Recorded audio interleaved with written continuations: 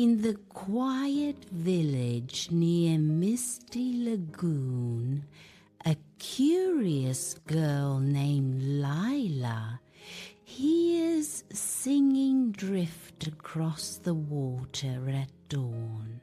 She follows the sound and meets Mira, a kind young mermaid guarding the lagoon's magic.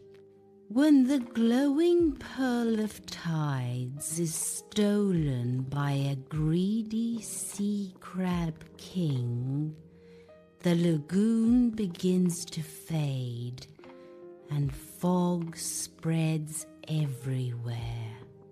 Lila, Mira, a playful dolphin, a shy octopus, twin firefly sprites, a wise turtle, and 3 funny fish set off on a colorful underwater quest.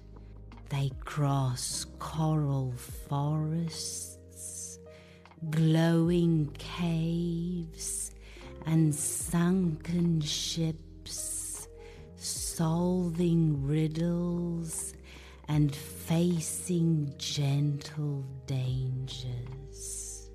With courage, teamwork, and kindness, they recover the pearl, restore the lagoon's magic, and become lifelong friends, proving that bravery and friendship can save even the most magical worlds.